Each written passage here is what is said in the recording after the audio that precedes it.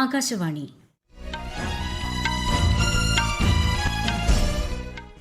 നമസ്കാരം. വാർത്തകൾ വായിക്കുന്നത് സോഫിയ ഡാനിയൽ.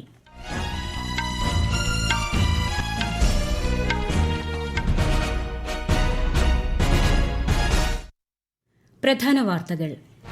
ബ്രസീലിൽ നടക്കുന്ന 17ാമത് ബ്രിക്സ് ഉച്ചകോടിയുടെ രണ്ടാം ദിവസമായ ഇന്ന് പരിസ്ഥിതി പ്രവർത്തനങ്ങളോടുള്ള ഇന്ത്യയുടെ പ്രതിബദ്ധതയും രാജ്യം സ്വീകരിച്ച നടപടികളും പ്രധാനമന്ത്രി നരേന്ദ്രമോദി വിശദമാക്കും. നീതിന്യായ വ്യവസ്ഥയിൽ ജനങ്ങൾ അർപ്പിക്കുന്ന വിശ്വാസവും ആദരവും കാത്തുസൂക്ഷിക്കേണ്ടത് അനിവാര്യമെന്ന് ഉപരാഷ്ട്രപതി ജഗ്ദീപ് ധൻകർ. രാജ്യത്ത് ജനസംഖ്യാ കണക്കെടുപ്പിന് മുന്നോടിയായി വ്യക്തിഗത വിവരങ്ങൾ സമർപ്പിക്കുന്നതിന് പ്രത്യേക വെബ് പോർട്ടൽ സജ്ജമാക്കും. എല്ലാവർക്കും താങ്ങാനാവുന്ന ചെലവിൽ മികച്ച ആരോഗ്യ സംരക്ഷണം ലഭ്യമാക്കുക എന്ന ലക്ഷ്യത്തിലേക്ക് ഇന്ത്യ അടുക്കുകയാണെന്ന് കേന്ദ്ര ആരോഗ്യമന്ത്രി ജെ.പി. നഡ്ഡ. രാജ്യത്തിന്റെ ജൈവ സമ്പദ് വ്യവസ്ഥ 2030ഓടെ 300 ബില്യണിലെത്തിക്കുകയാണ് ലക്ഷ്യമെന്ന് കേന്ദ്രമന്ത്രി ജിതേന്ദ്ര സിംഗ്. വാർത്തകൾ വിശദമായി. ബ്രസീലിലെ റിയോ ഡി ജനീറോയിൽ നടക്കുന്ന 17ാമത് ബ്രിക്സ് ഉച്ചകോടിയുടെ രണ്ടാം ദിവസമായ ഇന്ന് പരിസ്ഥിതി, COP30, ആഗോള ആരോഗ്യം എന്നിവയെക്കുറിച്ചുള്ള സമ്മേളനം നടക്കും. പരിസ്ഥിതി പ്രവർത്തനങ്ങളോടുള്ള ഇന്ത്യയുടെ പ്രതിബദ്ധതയും രാജ്യം സ്വീകരിച്ച നടപടികളും പ്രധാനമന്ത്രി നരേന്ദ്രമോദി വിശദീകരിക്കും. തുടർന്ന് പ്രധാനമന്ത്രി ബ്രസീലിയയിലേക്ക് തിരിക്കും. 57 വർഷത്തെ ഇടവേളയ്ക്ക് ശേഷമാണ് ഒരു ഇന്ത്യൻ പ്രധാനമന്ത്രി ബ്രസീലിയ സന്ദർശനത്തിനായി എത്തുന്നത്. ബ്രസീലിയ സന്ദർശനവേളയിൽ പ്രധാനമന്ത്രി നരേന്ദ്രമോദി നാളെ 4 ധാരണാപത്രങ്ങളിൽ ഒപ്പുവയ്ക്കും. ബ്രസീലിലെ ഇന്ത്യൻ അംബാസഡർ ദിനേശ് ഭാട്ടിയ അറിയിച്ചതാണ് ഇക്കാര്യം. തീവ്രവാദത്തിനെതിരെ ഒരുമിച്ചുള്ള പ്രവർത്തനം, ഇതു സംബന്ധിച്ച രഹസ്യവിവര കൈമാറ്റം, പുനരുപയോഗ ഊർജ്ജം, കാർഷിക ഗവേഷണം എന്നിവയിലെ സഹകരണം സംബന്ധിച്ചാണ് ഇരു രാജ്യങ്ങളും ധാരണയിൽ എത്തുന്നത്. രാജ്യത്തെ നീതിന്യായ വ്യവസ്ഥയിൽ ജനങ്ങൾ അർപ്പിക്കുന്ന വിശ്വാസവും ആദരവും കാത്തുസൂക്ഷിക്കേണ്ടത് അനിവാര്യമെന്ന് ഉപരാഷ്ട്രപതി ജഗ്ദീപ് ധൻകർ. കൊച്ചിയിലെ National University of Advanced Legal സ്റ്റഡീസിൽ വിദ്യാർത്ഥികളുമായി സംവദിക്കുകയായിരുന്നു അദ്ദേഹം. നീതിന്യായ സംവിധാനങ്ങളുടെ സ്വതന്ത്രമായ നിലനിൽപ്പ് കാലത്തിന്റെ ആവശ്യമാണെന്നും ഉപരാഷ്ട്രപതി പറഞ്ഞു. If one institute makes an incursion in the domain of the other, it can create unmanageable problems that can be potentially very dangerous for our democracy. Adjudication has to take place with judiciary. Executive function is performed by the executive. Because you elect the political executive through elections, they are accountable to you. They have to perform. But if executive function is done by, let's say, legislature or judiciary, that will be antithetical to the essence and spirit of doctrine of separation of powers. 2 ദിവസത്തെ കേരള സന്ദർശനത്തിന് ശേഷം ഉപരാഷ്ട്രപതി ജഗ്ദീപ് ധൻകർ ഡൽഹിക്ക് മടങ്ങി. Governor Rajendra Vishwanath ആർലേക്കറുടെ നേതൃത്വത്തിൽ കൊച്ചിയിൽ അദ്ദേഹത്തിന് യാത്രയയപ്പ് നൽകി. ഓപ്പറേഷൻ സിന്ദൂരിന്റെ വിജയം ഇന്ത്യയുടെ തദ്ദേശീയ പ്രതിരോധ ഉൽപ്പന്നങ്ങൾക്കുള്ള ആഗോള ആവശ്യം വർദ്ധിപ്പിച്ചതായി രാജ്യരക്ഷാ മന്ത്രി രാജ്നാഥ് സിംഗ്. ന്യൂഡൽഹിയിൽ നടന്ന കൺട്രോളേഴ്സ് കോൺഫറൻസ് ഉദ്ഘാടനം ചെയ്യുകയായിരുന്നു അദ്ദേഹം. വിദേശ രാജ്യങ്ങളിൽ നിന്ന് മുൻപ് ഇറക്കുമതി ചെയ്തിരുന്ന മിക്ക പ്രതിരോധ ഉപകരണങ്ങളും ഇപ്പോൾ രാജ്യത്ത് തന്നെ നിർമ്മിക്കുന്നുണ്ടെന്ന് രാജ്യരക്ഷാ മന്ത്രി പറഞ്ഞു. രാജ്യത്ത് ജനസംഖ്യാ കണക്കെടുപ്പിന് മുന്നോടിയായി വ്യക്തിഗത വിവരങ്ങൾ സമർപ്പിക്കുന്നതിന് പ്രത്യേക വെബ് പോർട്ടൽ നിലവിൽ വരുന്നു. 2027 നടക്കുന്ന സെൻസസിന്റെ 2 ഘട്ടങ്ങളിലും ഈ പോർട്ടൽ ലഭ്യമാകും. രാജ്യത്ത് ആദ്യമായി നടക്കുന്ന ഡിജിറ്റൽ സെൻസസ് ആയിരിക്കും ഇതെന്ന് registrar general and census commissioner of India സമൂഹമാധ്യമ പോസ്റ്റിൽ അറിയിച്ചു. ഇംഗ്ലീഷിലും ഹിന്ദിയിലും മറ്റ് പ്രാദേശിക ഭാഷകളിലും ലഭിക്കുന്ന മൊബൈൽ ആപ്പിലൂടെയായിരിക്കും വിവരങ്ങൾ ശേഖരിക്കുന്നത്. വികസനം, പൊതുജനക്ഷേമം, പരിസ്ഥിതി സംരക്ഷണം എന്നിവ മുൻനിർത്തി ഖനന മേഖലയിൽ നിരവധി സുപ്രധാന പരിഷ്കാരങ്ങൾ കേന്ദ്ര സർക്കാർ നടപ്പാക്കിയതായി കൽക്കരി ഖനി മന്ത്രി ജി കിഷൻ റെഡ്ഡി. ജയ്പൂരിൽ 7 സ്റ്റാർ 5 സ്റ്റാർ പദവി നേടിയ ഖനികളുടെ അനുമോദന ചടങ്ങിൽ സംസാരിക്കുകയായിരുന്നു അദ്ദേഹം. ഖനികൾക്ക് ചുറ്റും താമസിക്കുന്ന ജനങ്ങളുടെയും ഖനികളിൽ ജോലി ചെയ്യുന്ന തൊഴിലാളികളുടെയും താൽപര്യങ്ങൾ സംരക്ഷിക്കുന്നതിനും സർക്കാരിന്റെ നയങ്ങൾ ഉറപ്പാക്കിയിട്ടുണ്ടെന്ന് ശ്രീ റെഡ്ഡി പറഞ്ഞു. എല്ലാവർക്കും താങ്ങാനാവുന്ന ചെലവിൽ മികച്ച ആരോഗ്യ സംരക്ഷണം ലഭ്യമാക്കുക എന്ന ലക്ഷ്യത്തിലേക്ക് രാജ്യം അടുക്കുകയാണെന്ന് കേന്ദ്ര ആരോഗ്യമന്ത്രി ജെ.പി. നഡ്ഡ. ഒരു ദേശീയ ദിനപത്രത്തിലെ ലേഖനത്തിലാണ് അദ്ദേഹം ഇക്കാര്യം വ്യക്തമാക്കിയത്. 1,77,000-ത്തിലധികം ആയുഷ്മാൻ ആരോഗ്യ മന്ത്രികളും ഇ സഞ്ജീവനി ടെലിമാനസ് പ്ലാറ്റ്ഫോമുകളും എല്ലാ വിഭാഗങ്ങൾക്കും ആരോഗ്യ സംരക്ഷണം ലഭ്യമാക്കുകയാണ്.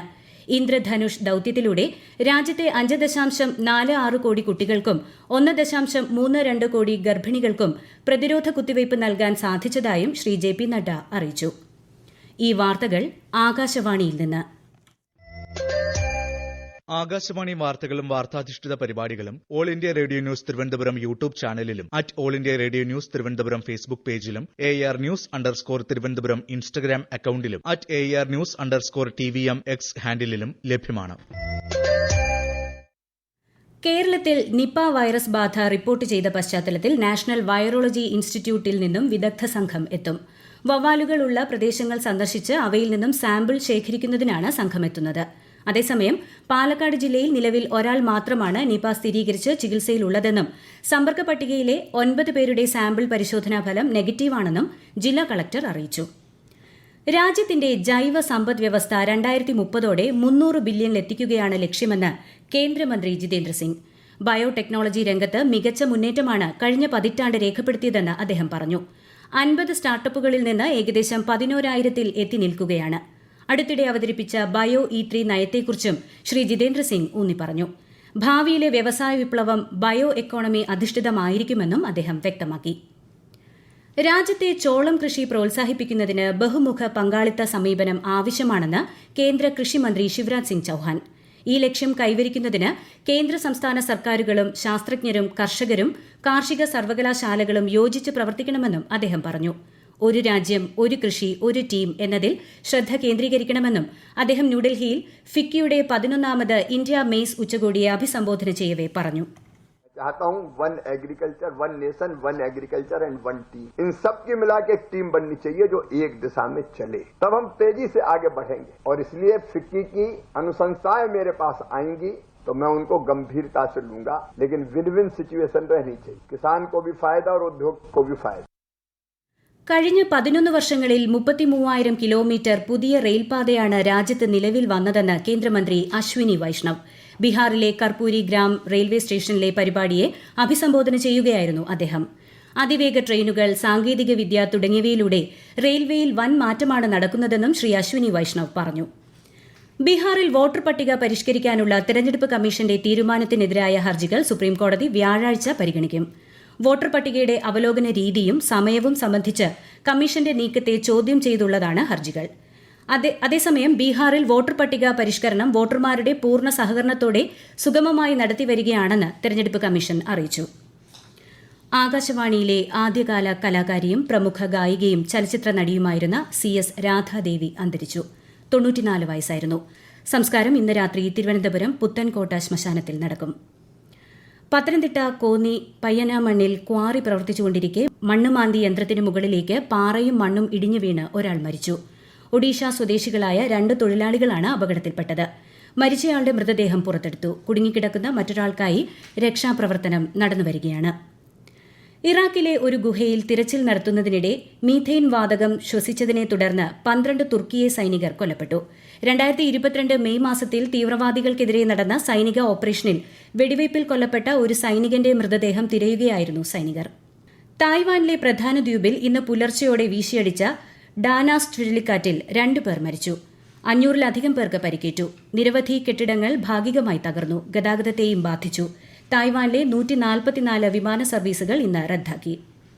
കേരളത്തിൽ ഒറ്റപ്പെട്ടയിടങ്ങളിൽ മഴയ്ക്ക് സാധ്യതയെന്ന് കേന്ദ്ര കാലാവസ്ഥാ വകുപ്പ്. കണ്ണൂർ, കാസർഗോഡ് ജില്ലകളിൽ ഇന്നു മുതൽ ഈ മാസം 11 വരെ മഞ്ഞ ജാഗ്രത പ്രഖ്യാപിച്ചു. മധ്യപ്രദേശിലെ ശക്തമായ മഴ ജനജീവിതത്തെ ബാധിച്ചു.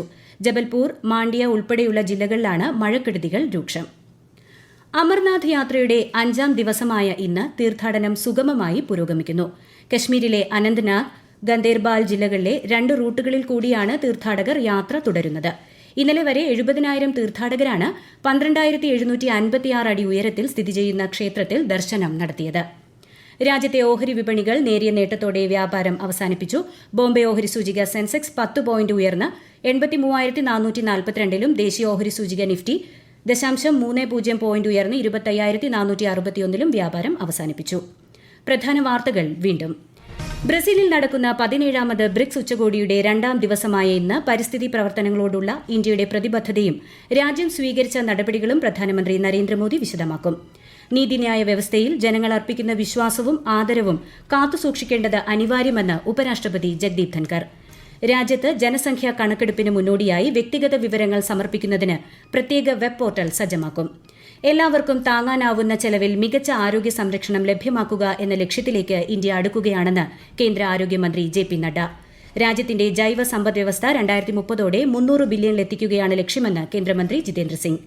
വാർത്തകൾ കഴിഞ്ഞു. അടുത്ത വാർത്താ പ്രക്ഷേപണം 8:35.